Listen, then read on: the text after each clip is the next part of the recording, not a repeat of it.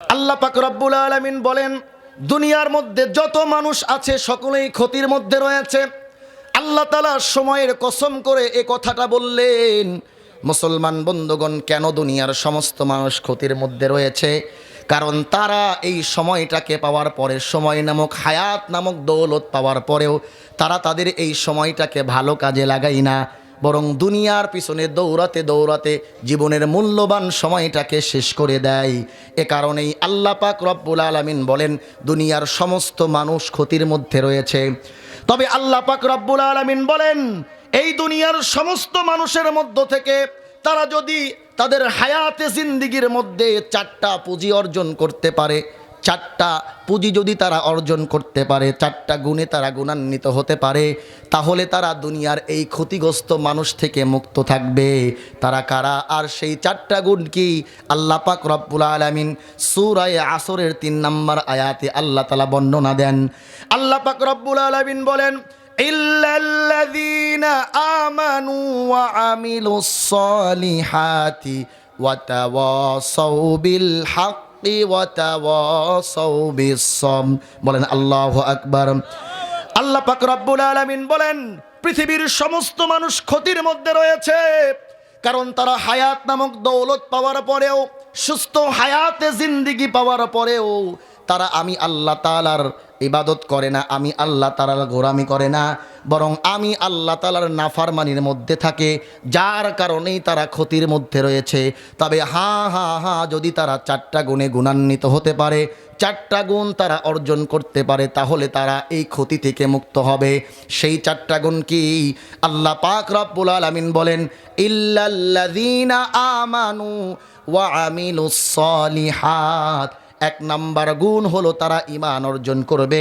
Number ২, ঈমান অর্জন করার পরে তারা নেক আমল করবে। ওয়া তাওয়াসাউ বিল হাক্কি ওয়া তাওয়াসাউ বিস সাবর। এরপরে ৩ নাম্বারে তারা হকের উপরে চলবে, সত্য পথে চলবে। আর এই ৩টা গুণ অর্জন করতে গিয়ে বাধার সম্মুখীন হবে, বিপদের সম্মুখীন হবে, জুলুমের শিকার হবে, কিন্তু তারা নিরাশ হবে না। আমি আল্লাহর উপরে তাওয়াক্কুল রাখবে, আমি আল্লাহর উপরে ভরসা রাখবে, ধৈর্য ধারণ করবে। এই মোট 4টা গুণ যারা অর্জন করতে পারবে, পৃথিবীর সমস্ত ক্ষতিগ্রস্ত মানুষদের থেকে তারা মুক্ত থাকবে। বলেন সুবহানাল্লাহ। আল্লাহ তাআলা সময়ের কসম করলেন, ওয়াল আসর, সময়ের কসম, পৃথিবীর সমস্ত মানুষ ক্ষতির মধ্যে রয়েছে। পৃথিবীর সমস্ত মানুষ ক্ষতির মধ্যে রয়েছে। কেন তারা ক্ষতির মধ্যে রয়েছে? কারণ আমি আল্লাহ তাআলা তাদেরকে সুস্থ হায়াত দান করেছি। হায়াত নামক দৌলত আমি আল্লাহ তাআলা তাদেরকে দিয়েছি। তারা সুস্থ থাকা অবস্থায় আমি আল্লাহ তাআলার ইবাদত করে নাই। আমি আল্লাহ তাআলা যেভাবে চলতে বলেছি, তার ব্যক্তিগত জীবন, পরিবার, সমাজ, রাষ্ট্র, কোনো ক্ষেত্রে আমি আল্লাহর হুকুমকে তোয়াক্কা করে নাই, বরং আমি আল্লাহর নাফরমানি করেছি। আমি আল্লাহর নাফরমানি করে চলে, এজন্য আল্লাহ বললেন তারা ক্ষতির মধ্যে রয়েছে। তবে তারা যদি এই হায়াতে জিন্দিগির মধ্যে এই 4টা গুণ অর্জন করতে পারে, তারা ক্ষতি থেকে মুক্ত থাকবে। নাম্বার 1, তারা ঈমান অর্জন করবে। ঈমান অর্জনের পরে তারা নেক আমল করবে, এরপরে হকের উপরে চলবে, সত্য সঠিক পথে চলবে। আর এই 3টা গুণ অর্জন করতে গিয়ে বাধার সম্মুখীন হবে, জুলুমের শিকার হবে, নির্যাতনের শিকার হবে, নানান পরীক্ষার সম্মুখীন হবে, কিন্তু তারা নিরাশ হবে না। আমি আল্লাহর উপরে ভরসা রাখবে, আমি আল্লাহর উপরে ধৈর্য ধারণ করবে, তারা এই ক্ষতি থেকে মুক্ত। বলেন সুবহানাল্লাহ। কোরআনুল কারীমের 17 নম্বর সূরা, সূরাতু বনী ইসরাঈলের 23 নম্বর আয়াত আপনাদের খিদমতে তেলাওয়াত করেছি, যেখানে আল্লাহ পাক রব্বুল আলামিন 2টা হক সম্পর্কে বর্ণনা দিয়েছেন। একটু বলেন তো কয়টা হক? 2টা হক সম্পর্কে আল্লাহ পাক রব্বুল আলামিন বর্ণনা দিয়েছেন। নাম্বার 1 হকুল্লাহ, নাম্বার 2 হকুল ইবাদা। খুব ভালো করে বুঝবেন হকুল্লাহ কাকে বলা হয় আর হকুল ইবাদা কাকে বলা হয়।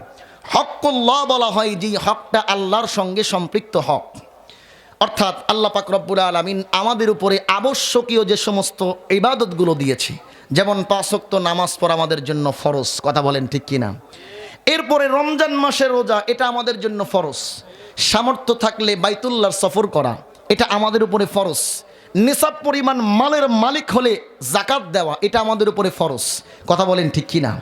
এভাবে যত আবশ্যকীয় ইবাদতগুলো আছে, এগুলো সব হকুল্লাহর অন্তর্ভুক্ত, অর্থাৎ আল্লাহ তাআলার হকের সঙ্গে সম্পৃক্ত। হকুল ইবাদা কাকে বলা হয়? বান্দার সঙ্গে সম্পৃক্ত হক। আর বান্দার সঙ্গে সম্পৃক্ত যে সমস্ত হকগুলো রয়েছে তার মধ্য থেকে অন্যতম একটা হক হলো পিতামাতার উপরে সন্তানের দায়িত্ব ও কর্তব্য। কথা বলেন ঠিক কিনা?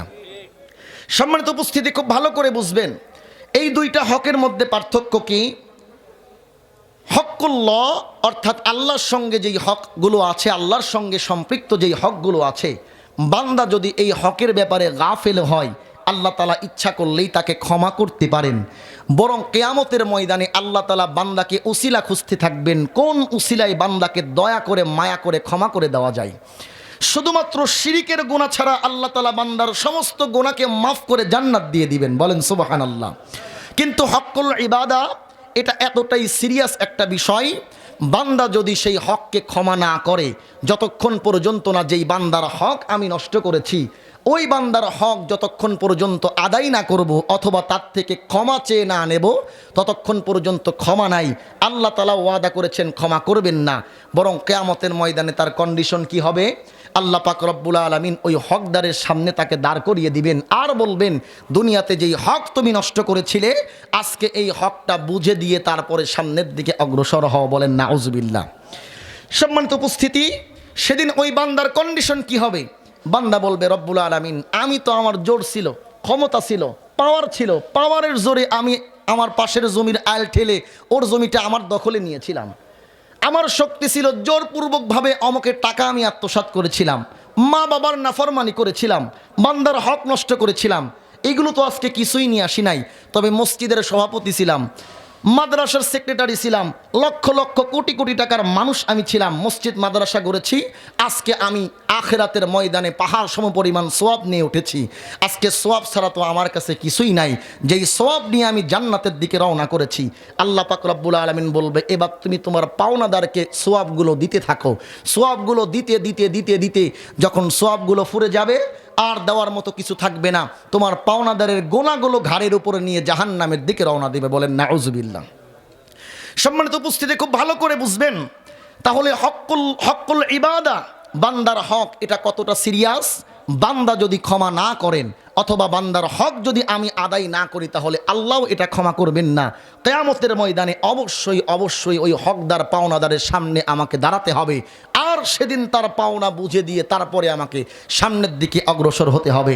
মুহতারাম হাজিরিন, এ কারণেই তো আল্লাহ পাক রব্বুল আলামিন নিজের হকের কথা বর্ণনা করতে গিয়েই আল্লাহ পাক রব্বুল আলামিন বান্দার হকের কথা বর্ণনা করেছেন। আল্লাহ পাক রব্বুল আলামিন বলেন, وَقَضَى رَبُّكَ أَلَّا تَعْبُدُوا إِلَّا إِيَّاهُ وَقَضَى رَبُّكَ أَلَّا تَعْبُدُوا إِلَّا إِيَّاهُ وَبِالْوَالِدَيْنِ إِحْسَانًا। तरबियत से तेरी में अंजम के हम किस्मत हो, घर मेरे अजदाद का सरमाया इज्जत हो, उम्र भर तेरी मोहब्बत मेरी खिदमत कर रही, मैं तेरी खिदमत के काबिल जब हो, मैं तेरी खिदमत के काबिल जब हो। মুসলমান ভাইরা রে, আমার কথাগুলো দিল দিয়া বুঝবেন।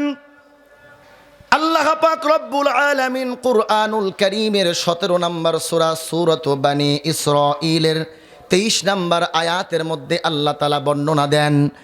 আল্লাহ পাক রব্বুল আলামিন বলেন, ওয়াকাদা রাব্বুকা আল্লা তা'বুদু ইল্লা ইয়্যাহু ওয়া বিল ওয়ালিদাইনি ইহসানা। জোরে বলেন আল্লাহু আকবার।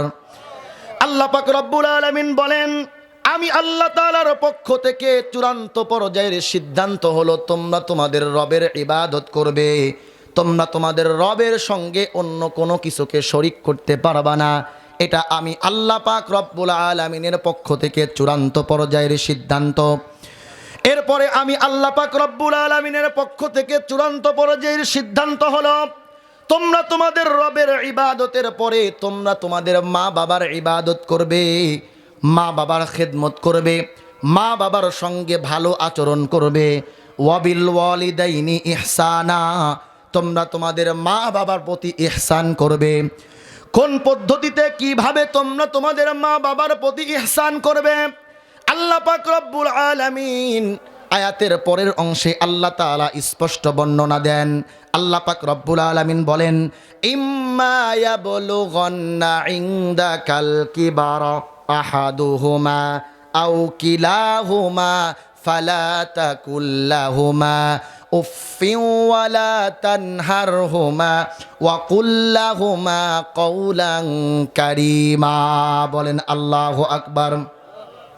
আল্লাহ পাক রব্বুল আলামিন বলেন, তোমাদের মা বাবা যখন বার্ধক্যে উপনীত হবে, তোমাদের মা বাবা যখন বৃদ্ধ হয়ে যাবে, অথবা মা বাবার মধ্য থেকে কোনো একজন যখন বৃদ্ধ হয়ে যাবে, তখন তোমরা তাদের সঙ্গে ভালো আচরণ করবে।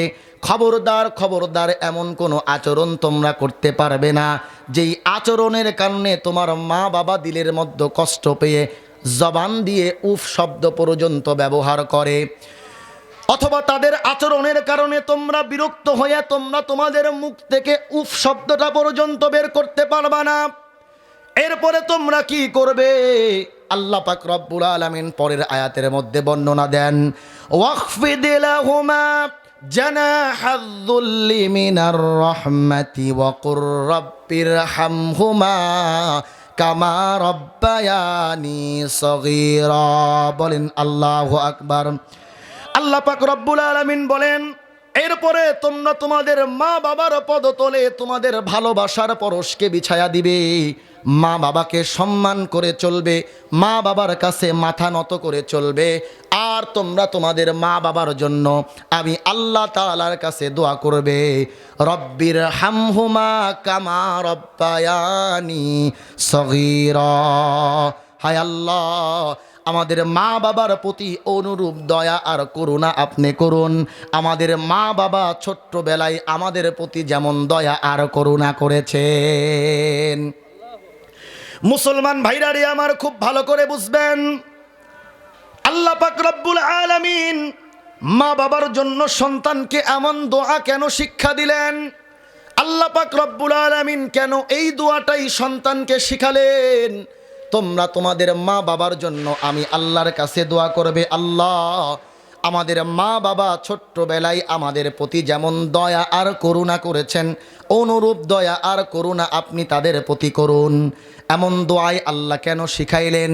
আল্লাহ পাক রব্বুল আলামিন সন্তানকে তো এমন দোয়াও শিক্ষা দিতে পারতেন, তোমরা তোমাদের মা বাবার জন্য আমি আল্লাহর কাছে দোয়া করবে, আমি আল্লাহ পাক রব্বুল আলামিন যেন তোমাদের মা বাবার জিন্দিগির গুনাহগুলোকে মাফ করে দেই। অথবা আল্লাহ পাক রব্বুল আলামিন সন্তানকে মা বাবার জন্য এমন দোয়াও তো শিক্ষা দিতে পারতেন, তোমরা তোমাদের মা বাবার জন্য আমি আল্লাহর কাছে দোয়া করবে, আমি আল্লাহ পাক রব্বুল আলামিন যেন তোমাদের মা বাবার কবরের মধ্যে সওয়াল জবাবগুলোকে সহজ করে দেই। অথবা আল্লাহ পাক রব্বুল আলামিন সন্তানকে তার মা বাবার জন্য এমন দোয়াও তো শিক্ষা দিতে পারতেন, তোমরা তোমাদের মা বাবার জন্য আমি আল্লাহর কাছে দোয়া করবে, আমি আল্লাহ পাক রব্বুল আলামিন তোমাদের মা বাবার কবরটাকে যেন জান্নাতের টুকরা বানায়া দেই। অথবা সন্তানকে তো আল্লাহ পাক রব্বুল আলামিন মা বাবার জন্য এমন দোয়াও শিক্ষা দিতে পারতেন, তোমরা তোমাদের মা বাবা। অথবা আল্লাহ তাআলা সন্তানকে তার মা বাবার জন্য এমন দোয়াও তো শিক্ষা দিতে পারতেন, তোমরা তোমাদের মা বাবার জন্য আমি আল্লাহ তাআলার কাছে দোয়া করবে, আমি আল্লাহ পাক রব্বুল আলামিন তোমাদের মা বাবার ফুল সিরাতকে যেন সহজ করে দেই। অথবা আল্লাহ পাক রব্বুল আলামিন সন্তানকে মা বাবার জন্য এমন দোয়াও তো শিক্ষা দিতে পারতেন, তোমরা তোমাদের মা বাবার জন্য আমি আল্লাহর কাছে দোয়া করবে, আমি আল্লাহ পাক রব্বুল আলামিন যেন বিনা হিসাবে আমি আল্লাহ তাআলা তোমাদের মা বাবাকে জান্নাত দিয়ে দেই। মুসলমান বন্ধুগণ খুব ভালো করে বুঝবেন, আল্লাহ পাক রব্বুল আলামিন এই দোয়াগুলো না শিখিয়ে এই দোয়াই কেন আল্লাহ তাআলা শিখাইলেন? তোমরা তোমাদের মা বাবার জন্য আমি আল্লাহ তাআলার কাছে দোয়া করবে, আমি আল্লাহ পাক রব্বুল আলামিন যেন তোমাদের মা বাবার প্রতি অনুরূপ দয়া আর করুণা করি। তোমাদের মা বাবা তোমাদের প্রতি ছোট্টবেলায় যেমন দয়া আর করুণা করেছেন। মুসলমান ভাইরারে আমার খুব ভালো করে বুঝবেন, আল্লাহ পাক রব্বুল আলামিন সন্তানকে এই দোয়াটাই কেন শিক্ষা দিলেন? মুফাসসিরিনে কেরাম এই আয়াতের ব্যাখ্যা করতে গিয়ে বলেন, আল্লাহ তাআলা সন্তানকে তার মা বাবার জন্য এ দোয়াটা এ কারণেই শিখিয়েছেন, কারণ একজন মা বাবা তার সন্তানকে ছোট্টবেলায় যেমন দয়া আর করুণা মোহাব্বত ভালোবাসা দিয়ে বড় করে, পৃথিবীর কোনো মানুষ এমন দয়া করুণা মোহাব্বত ভালোবাসার দৃষ্টান্ত রাখতে পারে না। কথা বলেন ঠিক কি না? মা তার সন্তানকে, বাবা তার সন্তানকে ছোট্টবেলায় যেই দয়া করুণা মোহাব্বত ভালোবাসা দিয়ে বড় করে, পৃথিবীর কোনো মানুষ এই ভালোবাসার দৃষ্টান্ত দেখাতে পারে না। কথা বলেন ঠিক কি না? দুনিয়াতে আপনার অনেক মোহাব্বত ভালোবাসার মানুষ থাকতে পারে, আপনার ঘরের স্ত্রী আপনাকে অনেক বেশি মোহাব্বত করতে পারে, ভালোবাসতে পারে, আপনার গার্লফ্রেন্ড বয়ফ্রেন্ড যার সঙ্গে 5 বছর 7 বছরের রিলেশন, সামান্য স্বার্থে আঘাত লাগলে ব্রেকআপ দিয়ে চলে যায়। কথা বলেন ঠিক কি না?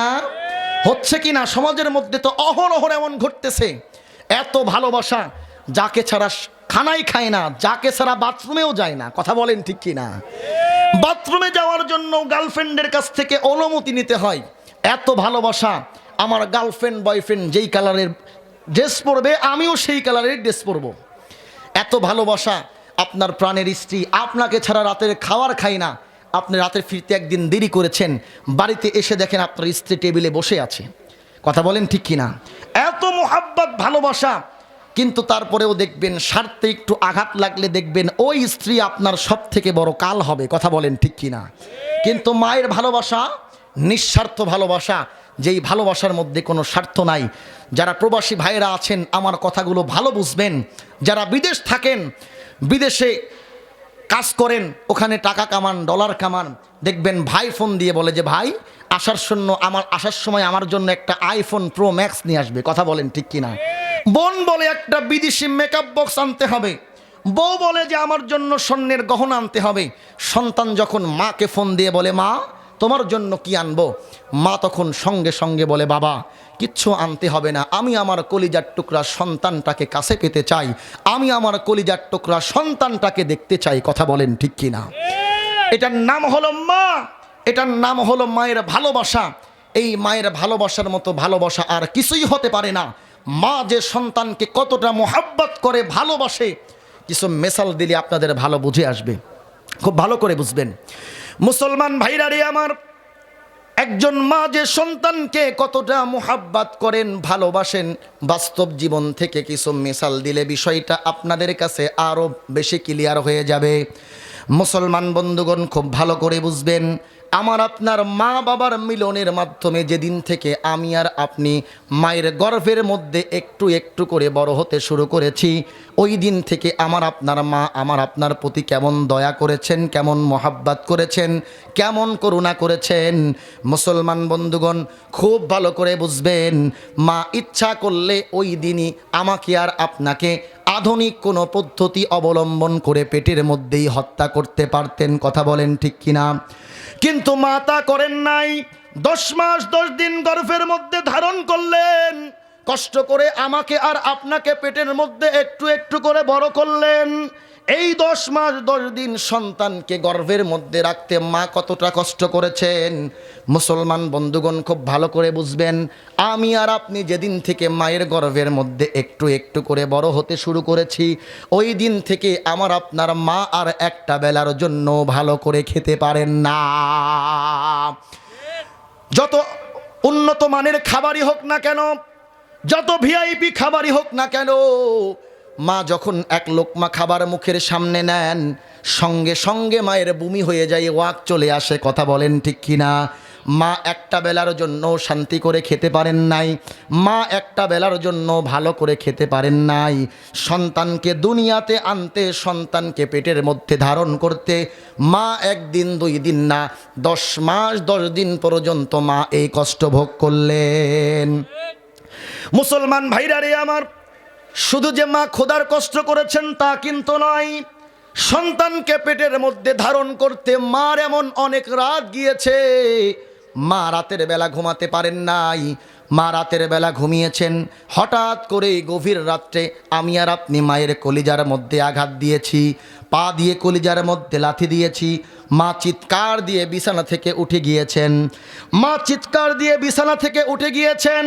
চিৎকার দিয়ে বিছানা থেকে উঠে মা সারা রাত দাঁড়িয়ে বসে কাটিয়ে দিয়েছেন। মুসলমান বন্ধুগণ, শুধু যে মা সন্তানকে গর্ভের মধ্যে রাখতেই কষ্ট করেছেন তা কিন্তু নয়। যখন সন্তানকে দুনিয়াতে আনবেন, সন্তান প্রসব করবেন, তখন মা এতটা কষ্ট করেছেন, পৃথিবীর কোনো মানুষ এমন কষ্ট সহ্য করার ক্ষমতা রাখে না। সন্তানকে প্রসব করতে মাকে কতটা কষ্ট করতে হয়েছে খুব ভালো করে বুঝবেন মুসলমান বন্ধুগণ। সন্তানকে মা যখন নর্মাল ডেলিভারি করে, একজন মা সন্তানকে নর্মাল ডেলিভারি করতে গিয়ে ওই মাকে কতটা কষ্ট সহ্য করতে হয় মুসলমান বন্ধুগণ। চিকিৎসা বিজ্ঞানী যারা আছেন তারা বলেন একজন স্বাভাবিক সুস্থ মানুষ তার শরীরের মধ্যে সর্বোচ্চ ৪৫ ইউনিট ব্যথা সহ্য করতে পারে।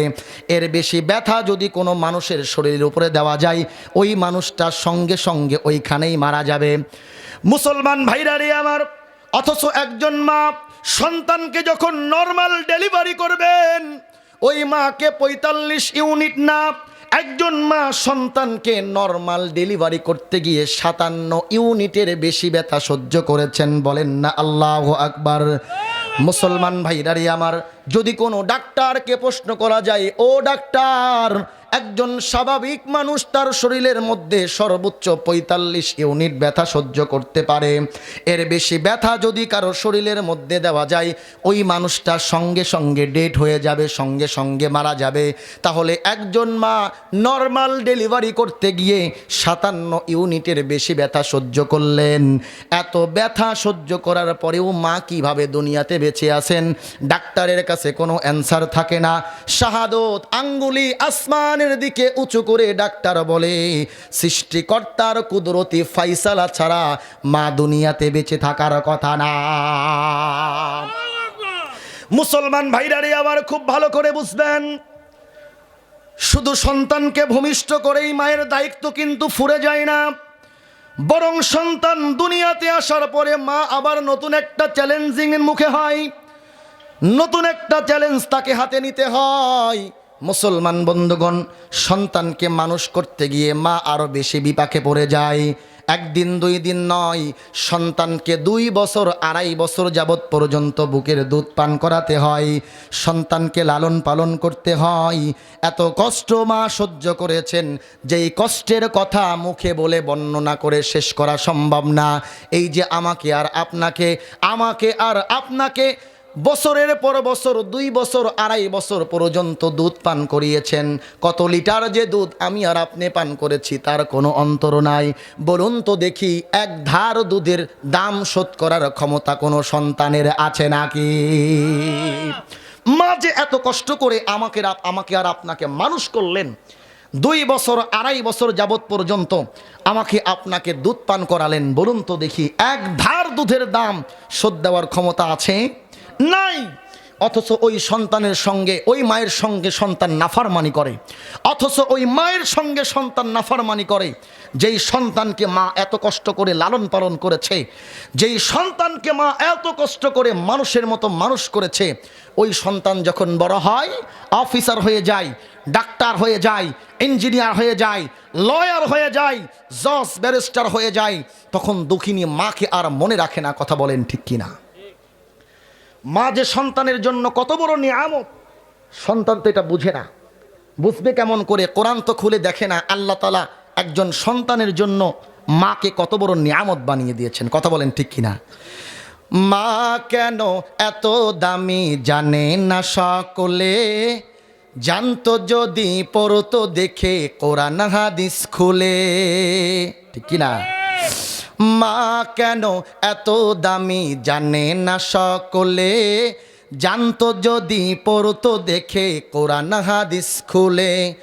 একটি হজের সওয়াব মিলে, কবুল হজের সওয়াব মিলে, মাকে একবার দেখিলে। মা কেন এত দামি জানে না সকলে, জানতো যদি পড়তো দেখে কোরআন হাদিস খুলে। মা কেন এত দামি জানে না সকলে, জানতো যদি পড়তো দেখে কোরআন হাদিস খুলে। একটি হজের সওয়াব মিলে, কবুল হজের সওয়াব মিলে, মাকে একবার দেখিলে, দেখিলে মা কেন এত দামি জানে না সকলে। জানতো যদি পড়তো দেখে কোরআন হাদিস খুলে। 10 মাস 10 দিন গর্ভে ধারণ করেছিলেন মা, সহ্য করেছিলেন মায়ে যতই যন্ত্রণা। 10 মাস 10 দিন গর্ভে ধারণ করেছিলেন মা, সহ্য করেছিলেন মায়ে যতই যন্ত্রণা। মাকে কষ্ট দিলে আল্লাহর, মাকে কষ্ট দিলে আল্লাহর আরো শোকাপে বলে। মা কেন এত দামি জানে না সকলে। জানতো যদি পড়তো দেখে কোরআন হাদিস খুলে। মা কেন এত দামি জানে না সকলে। জানতো যদি পড়তো দেখে কোরআন হাদিস খুলে। বলেন ঠিক কিনা? 2 বছর পান করালেন মায়ের বুকের দুধ, কোলে বুকে নিয়ে আমায় দিলেন কত সুখ। 2 বছর পান করালেন মায়ের বুকের দুধ, কোলে বুকে নিয়ে আমায় দিলেন কত সুখ। কিভাবে সেই মাকে সন্তান, কিভাবে সেই মাকে সন্তান মন্দ কথা বলে। মা কেন এত দামি জানে না সকলে। জানতো যদি পড়তো দেখে কোরআন হাদিস খুলে। মা কেন এত দামি জানে না সকলে। জানতো যদি পড়তো দেখে কোরআন হাদিস খুলে। একটি হজের সওয়াব মিলে, কবুল হজের সওয়াব মিলে, মাকে একবার দেখিলে, দেখিলে মা কেন এত দামি জানে না সকলে। জানতো যদি পড়তো দেখে কোরআন হাদিস খুলে। বলেন ঠিক কিনা? মুসলমান ভাইরারি আমার কথাগুলো দিল দিয়া বুঝবেন। লক্ষ টাকা খরচ করে আপনি হজ করেছেন, ওই হজ আল্লাহর দরবারে কবুল হবে কি হবে না তার কোনো গ্যারান্টি নাই।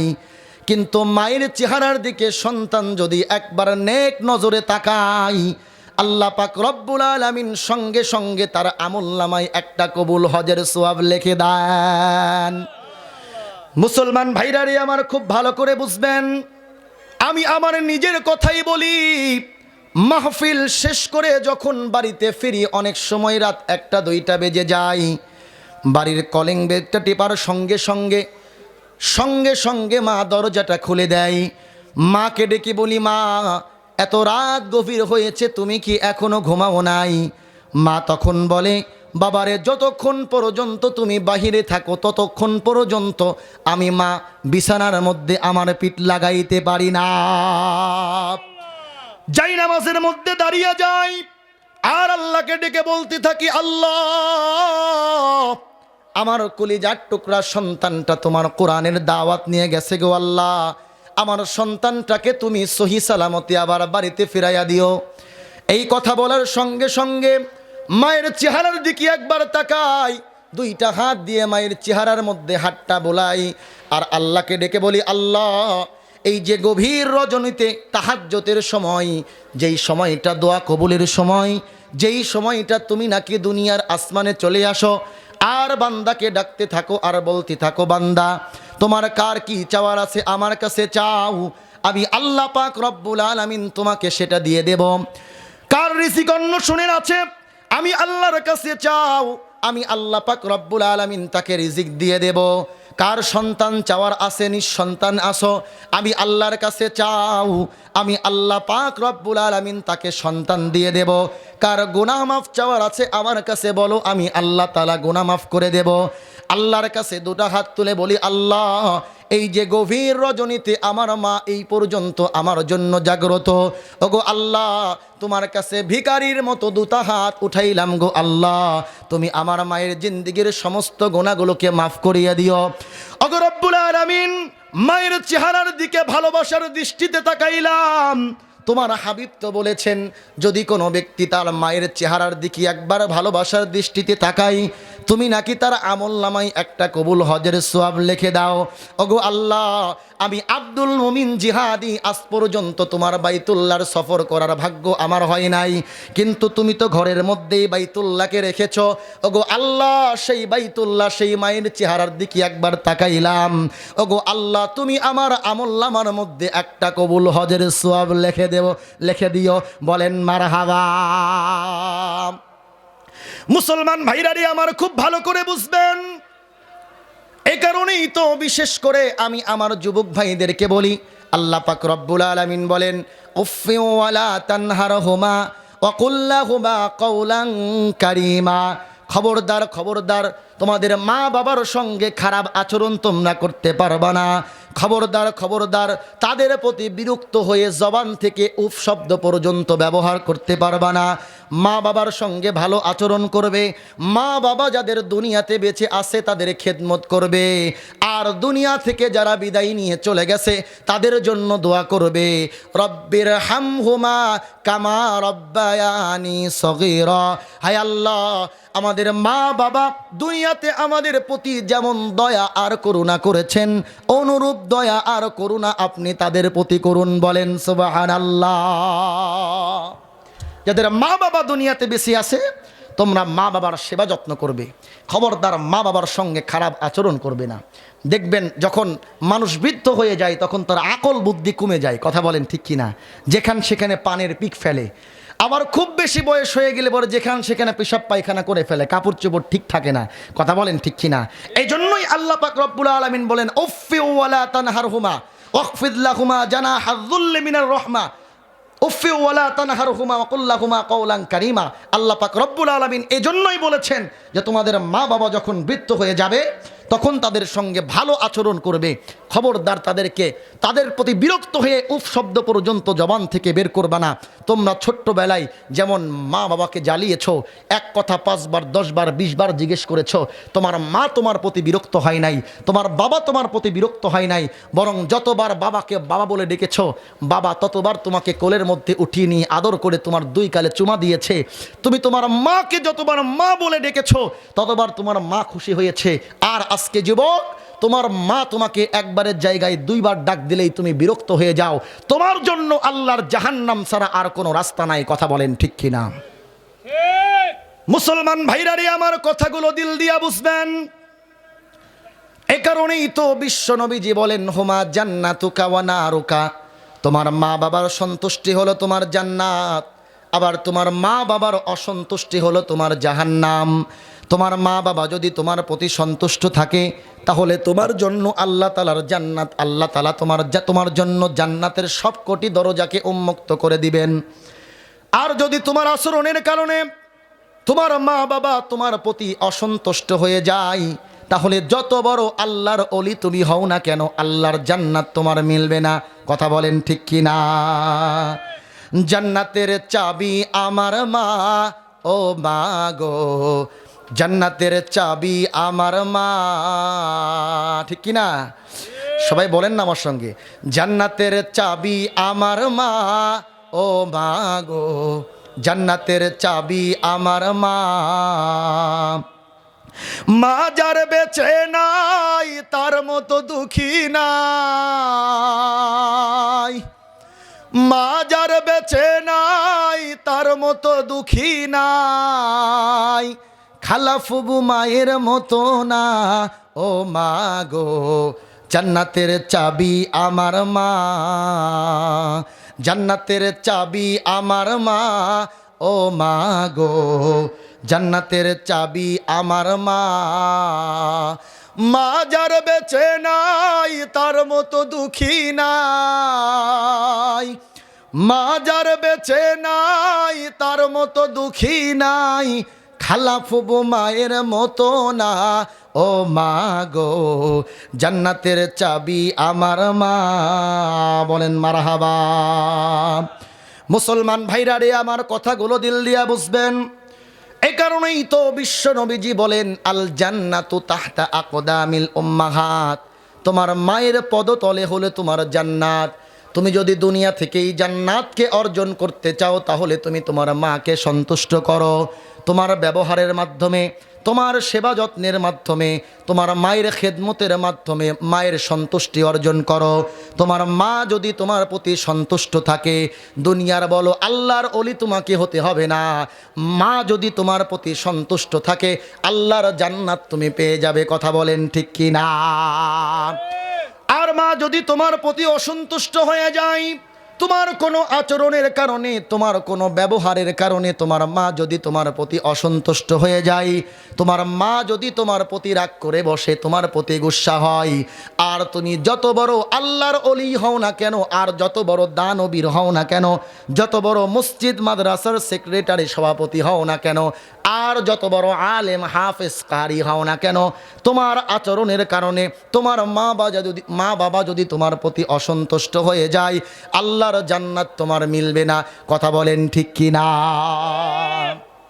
যত বড় আল্লাহর ওলি তুমি হও না কেন, যতই তুমি ইবাদত বন্দেগী করো না কেন, যত তুমি নামাজ রোজা হজ যাকাত তুমি আদায় করো না কেন, সারা দিন রাত 24 ঘন্টা যদি তুমি মসজিদের মধ্যে গিয়ে সেজদার মধ্যে পড়ে থাকো, লাভ হবে না মা যদি তোমার প্রতি অসন্তুষ্ট থাকে।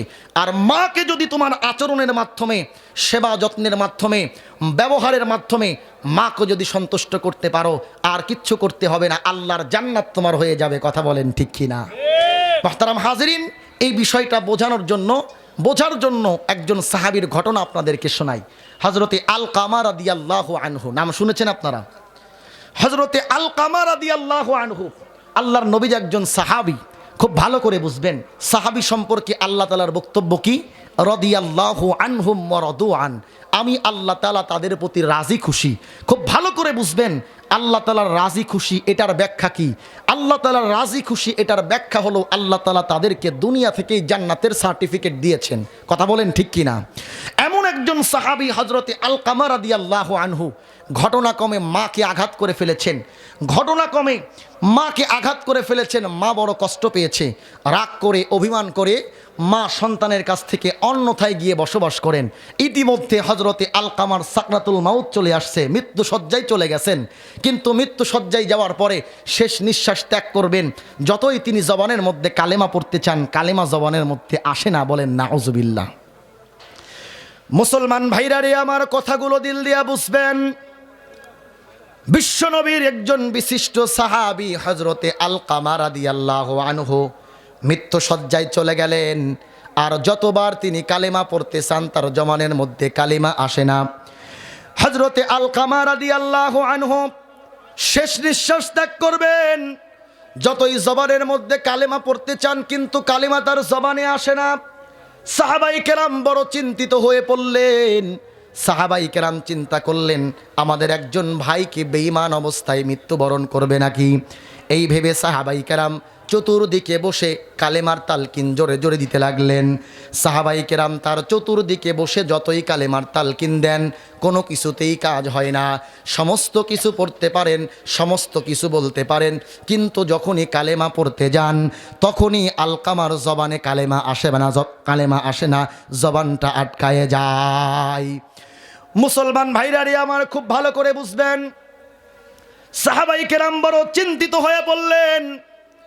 সাহাবাই কেরাম শেষ পর্যন্ত নবীজির কাছে চলে গেলেন।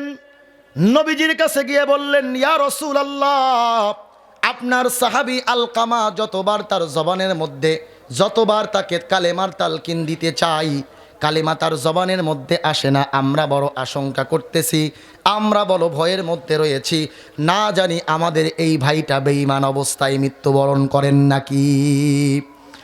মুসলমান ভাইরারি আমার খুব ভালো করে বুঝবেন, বিশ্ব নবীজি বললেন, আমার আলকামার মা কি এখনো বেঁচে আছে নাকি? সাহাবাই কেরাম বললেন, হ্যাঁ, তার মা তো এখনো বেঁচে আছেন।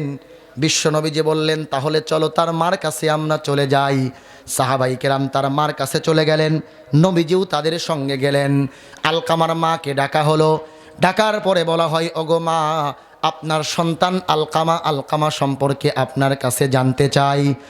মুসলমান ভাইরারে আমার খুব ভালো করে বুঝবেন, হযরতে আলকামা রাদিয়াল্লাহু আনহুর মা বলতেছেন, ওগো নবীজি, আমার আলকামা সম্পর্কে আপনাকে কি বলবো? নামাজের ব্যাপারে আমার আলকামা ছিল 100-100, রোজার ব্যাপারে ছিল 100-100, মুআমালাত মুআশারাতের ক্ষেত্রে ছিল 100-100। কোনো কিছুতে আমার আলকামার কোনো কমতি ছিল না। তবে আমার আলকামা একদিন বড় অপরাধ করেছে, আমি মাকে আঘাত করেছে, আমার কাছে ক্ষমা চাই নাই, যার কারণে আমি মা অভিমান করে আলকামার কাছ থেকে অন্যথায় এসে থাকি।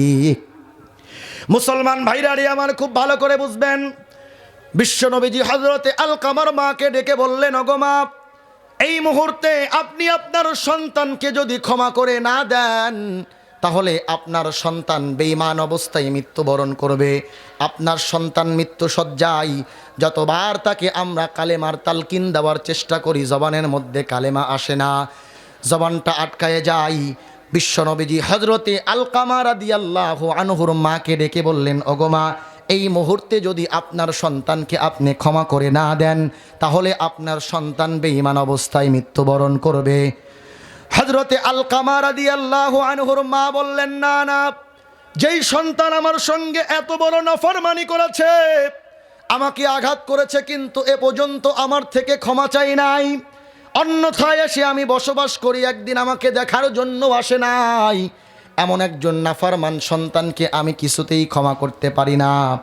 মুসলমান বন্ধুগণ, শেষ পর্যন্ত বিশ্বনবীজি বলতে লাগলেন, ওগো মা, আপনি যদি আপনার সন্তান আলকামাকে এই মুহূর্তে ক্ষমা না করেন, তাহলে আপনার সন্তানকে আপনার চোখের সামনে আগুন দিয়ে জীবন্ত পুড়িয়ে দেওয়া ছাড়া আমাদের হাতে কোনো রাস্তা নাই। মুসলমান ভাইরারে আমার খুব ভালো করে বুঝবেন, হযরতে আলকামা রাদিয়াল্লাহু আনহুর মা চিন্তা করলো, আমার সন্তানকে আমার চোখের সামনে আগুন দিয়ে পোড়ানো হবে, আমি মা তো এটা কখনোই সহ্য করতে পারবো না। আমার সন্তান তো আমার সঙ্গে অপরাধ করেছে, কিন্তু আমি মা তো আর অভিমান করে থাকতে পারি না। শেষ পর্যন্ত বিশ্বনবীকে বললেন, ইয়া রাসূলুল্লাহ, আমি আমার সন্তান আলকামাকে ক্ষমা করে দিলাম, এরপরেও আমার সন্তানকে আমার চোখের সামনে আগুন দিয়ে পুড়িয়ে দিবেন না। খুব ভালো করে বুঝবেন, এই ঘটনার মাধ্যমে আমি আপনাদেরকে কি বোঝানোর চেষ্টা করতেছি। হযরতে আলকামা রাদিয়াল্লাহু আনহুর মা যেই মুহূর্তে আলকামাকে ক্ষমা করেছেন, সঙ্গে সঙ্গে আলকামার জবানের মধ্যে কালেমা উচ্চারিত হয়, আশহাদু আল্লাহ ইলাহা ইল্লাল্লাহু ওয়া আশহাদু আন্না মুহাম্মাদার রাসূলুল্লাহ। বলেন সাল্লাল্লাহু আলাইহি ওয়াসাল্লাম। একটু জিকির করি, লা ইলাহা ইল্লাল্লাহ, একটু জোরে জোরে জিকির করি, লা ইলাহা ইল্লাল্লাহ। আসান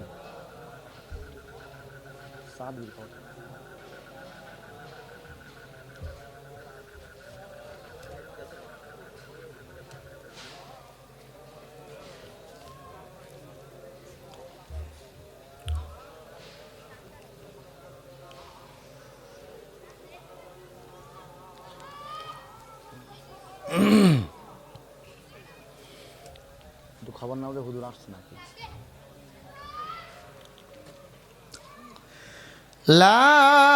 সাল্লাল্লাহু আলাইহি ওয়াসাল্লাম। আমার ভাইরা, হযরতে আলকামা রাদিয়াল্লাহু আনহু যিনি একজন সাহাবী, বলুন তো দেখি, পৃথিবীর সমস্ত মানুষকে এক জায়গায় করলেও নবীজির সবথেকে নরমাল, সবথেকে আপনা সাহাবীর সমান হবে? কথা বলেন, হবে? পৃথিবীর সমস্ত মানুষ, আলেম ওলামা ওলি আউলিয়া আল্লাহর বুজুর্গ, সমস্ত মানুষকে যদি এক জায়গায় করা হয়, আল্লাহর নবীর সবথেকে আদনা সাহাবী, ওই সাহাবীর পায়ের ধুলোর একটা কোনা সমপরিমাণ হবে না। আল্লাহর নবীজির সাহাবীদেরকে আল্লাহ তাআলা এত মর্যাদা দান করেছিলেন, ওই সাহাবীর জবান আটকায় গেছে, বারবার কালেমা পড়তে চান, জবানের মধ্যে কালেমা আসে না, বারবার কালেমা পড়তে চান, জবানের মধ্যে কালেমা আসে না।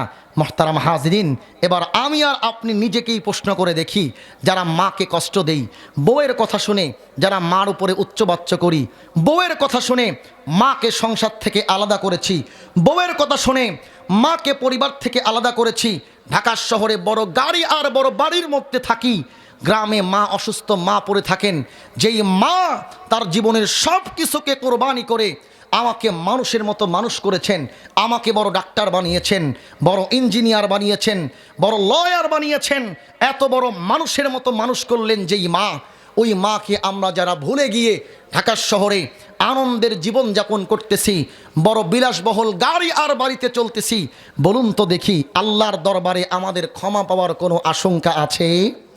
কথা বলেন, আশঙ্কা আছে? নাই। এজন্য আজকেই আমাদেরকে এই ময়দান থেকেই প্রতিজ্ঞা গ্রহণ করতে হবে, আমরা যারা মায়ের সঙ্গে কথায় কথায় বউয়ের কথা শুনে মায়ের ওপরে উচ্চবাচ্য করি, বউয়ের কান পরানি শুনে মাকে আঘাত করি, মাকে সংসার থেকে আলাদা করেছি, আজকেই বাড়িতে যাবেন আর মায়ের দুটা পা জড়িয়ে ধরে দু চোখের পানি ছেড়ে দিয়ে কান্না করে দিয়ে বলবেন, মা জীবনে যা করেছি বড় অপরাধ করেছি, তোমার কাছে ক্ষমা চাচ্ছি, আর জীবনে তোমার উপরে উচ্চবাচ্য করব না, আর কোনোদিন তোমাকে দিলের মধ্যে আঘাত দিয়ে কথা বলবো না। ওগো মা, দয়া করে মেহেরবানি করে তুমি আমাকে ক্ষমা করে দাও।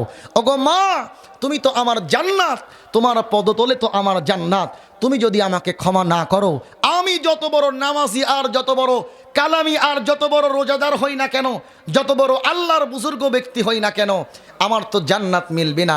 ওগো মা, তুমি আমাকে ক্ষমা করে দাও, আজকের থেকে তুমিই আমার সব। বলতে পারবো না ইনশাল্লাহ?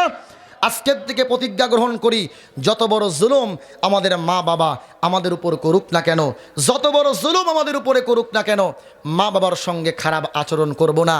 মা বাবা যদি জালেমও হয়, অনেক সময় দেখা যায় দুই ভাই আছে, এক ভাইকে ওয়ারিসের সম্পত্তি একটু বেশি দিয়েছে, তো ওই রাগে আর এক ভাই মা বাবার সঙ্গে সম্পর্ক রাখে না। কথা বলেন ঠিক কিনা?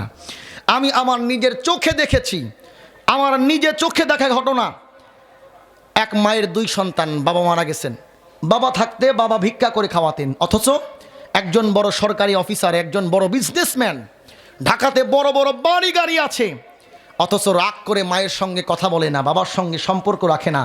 বাবা মানুষের বাড়িতে কাজ করে বুড়া বুড়ি দুজন খায়, হঠাৎ করেই বাবা দুনিয়া থেকে চলে গেলেন।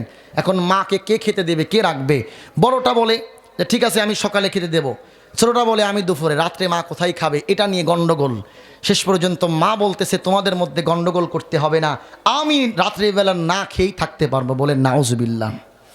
সমাজের মধ্যে এমন অনেক মা আছে, অনেক মা আছে যেই মা ছোট্টবেলা থেকে না খেয়ে সন্তানকে খাইয়েছেন, ছোট্টবেলা থেকে মা না খেয়ে সন্তানকে খাইয়েছেন, মা ভালো পোশাক না পরে সন্তানকে পরিয়েছেন, আজকে ওই সন্তান বড় হয়েছে, মায়ের খবর নেয় না। কথা বলেন ঠিক কিনা? আবার অনেকেই আছে মা দুনিয়া থেকে বিদায় নিয়ে চলে গেছেন, যখন মারা গেছে ওই সময় একটা মিলাদ মাহফিলের আয়োজন করছে, এরপরে আর কোনো খবর নাই। কথা বলেন ঠিক কিনা? বলেন তো দেখি, মা বাবা যখন দুনিয়াতে বেঁচে থাকবেন, দুনিয়াতে বেঁচে থাকা অবস্থায় যেমন তাদের উপর দায়িত্ব, মারা গেলেও দায়িত্ব আছে না নাই? কথা বলেন, দায়িত্ব আছে না নাই? মুসলমান ভাইরারি আমার কথাগুলো দিল দিয়া বুঝবেন, শুধু আমাদের মা বাবা না, আমাদের দাদা দাদি মা বাবা যারাই দুনিয়া থেকে বিদায় নিয়ে চলে গেছেন, আমরাও তো একটা সময় এই দুনিয়া থেকে বিদায় নিয়ে চলে যাব। কথা বলেন ঠিক কিনা? দুনিয়াতে আসার একটা সিরিয়াল থাকলেও যাওয়ার কিন্তু কোনো সিরিয়াল নাই। কখন কার মাউত চলে আসবে আমরা কেউ কিন্তু বলতে পারি না। যেমনভাবে আমাদেরকে মাটি থেকে সৃষ্টি করা হয়েছে, আবার এই মাটির ঘরের মধ্যেই আমাদেরকে ঢোকানো হবে, আবার এখান থেকে আমাদেরকে ওঠানো হবে। আল্লাহ তাআলা কোরআনুল কারীমের মধ্যে সুন্দর বর্ণনা দিয়েছেন, মিনহা খলাকনাকুম ওয়া ফিহা নুঈদুকুম ওয়া মিনহা নুখরিজুকুম তারাতান উখরা। আল্লাহ তাআলা বলেন, তোমাদেরকে আমি মাটি থেকে সৃষ্টি করেছি, আবার তোমাদেরকে মাটির মধ্যেই পাঠাবো, আবার এই মাটি থেকে তোমাদেরকে ওঠাবো। সেদিন হবে হাসরের ময়দান, বড় কঠিন জায়গা। কথা বলেন ঠিক কিনা? মুসলমান বন্ধুগণ খুব ভালো করে বুঝবেন, দুনিয়াতে আমরা কেউ থাকার জন্য আসি নাই। এই যে অর্থ করি, প্রভাব প্রতিপত্তি, ক্ষমতার জোর, কোনো কিছুই থাকবে না। বড় বড় অট্টালিকা, বিলাসবহুল গাড়ি আর বাড়ি আজ পর্যন্ত কেউ কিন্তু নিয়ে যেতে পারে নাই। কথা বলেন ঠিক কিনা? সকলের সঙ্গেই শুধুমাত্র একটা জিনিসই যায়, 3 টুকরা আর 5 টুকরা কাপড়। কথা বলেন ঠিক কিনা? কবরের মধ্যে এর চাইতে আর বড় সামান থাকে না। ঠান্ডার মধ্যে, পানির মধ্যে আমাদেরকে রেখে আসা হবে। ওই অন্ধকার কবরে আমি আর আপনি বড় একা। সেদিন আমার আপনার কোনো সঙ্গী থাকবে না, কোনো বন্ধু থাকবে না। কবরের মধ্যে আমার সঙ্গে গল্প করার জন্য কোনো বন্ধু থাকবে না। কবরের মধ্যে আমার জন্য আরামদায়ক কোনো বিছানা থাকবে না। কবরের মধ্যে আমার জন্য এসির ব্যবস্থা থাকবে না, কারেন্টের ব্যবস্থা থাকবে না। ওই কবর বড় কঠিন জায়গা। হযরতে আলী রাদিয়াল্লাহু আনহু যখন কবরের পাশ দিয়ে যেতেন, দু চোখের পানি ছেড়ে কান্না করতেন। হযরতে আলী রাদিয়াল্লাহু আনহু আশারায়ে মুবাশশারা 10 জন সাহাবীদের মধ্যে একজন। হযরতে আলী রাদিয়াল্লাহু আনহু কবরের পাশ দিয়ে যখন যেতেন, দু চোখের পানি ছেড়ে কান্না করতেন। মুসলমান বন্ধুগণ, সাথী সঙ্গীরা বলতেন, ওগো আলী, আপনি কেন কান্না করেন? আল্লাহ তাআলা তো আপনাকে দুনিয়া থেকেই জান্নাতের সার্টিফিকেট দিয়েছেন, কেন আপনি কান্না করেন? হযরতে আলী রাদিয়াল্লাহু আনহু বলতেন, ওগো আমার ভাইয়েরা, আল্লাহ তাআলা আমাকে জান্নাতের সার্টিফিকেট দিয়েছেন, কিন্তু আল্লাহ তো আমাকে কবরের সার্টিফিকেট দেয় নাই। কবরের মধ্যে আমি নবীজির জামাতা, আমার পরিচয় কি, আমার বংশ পরিচয় কি, আমার কি ব্যক্তিত্ব, এগুলো কিছুই শোনা হবে না। কবরের মধ্যে শুধু শোনা হবে কবরের সামান নিয়ে তুমি কবরের মধ্যে এসছো কিনা। কথা বলেন ঠিক কিনা? ওই কবর বড় কঠিন জায়গা। আবার ওই কবর থেকে আমাদেরকে ওঠানো হবে, হাসরের ময়দানে আমাদেরকে ওঠানো হবে। ওই দিন আমরা বড় বিপদগ্রস্ত থাকব। ওদিন আমাদের কোনো আপন মানুষ থাকবে না। সকলেই ইয়া নাফসি ইয়া নাফসি বলতে থাকবে, সকলেই ইয়া নাফসি ইয়া নাফসি বলতে থাকবে।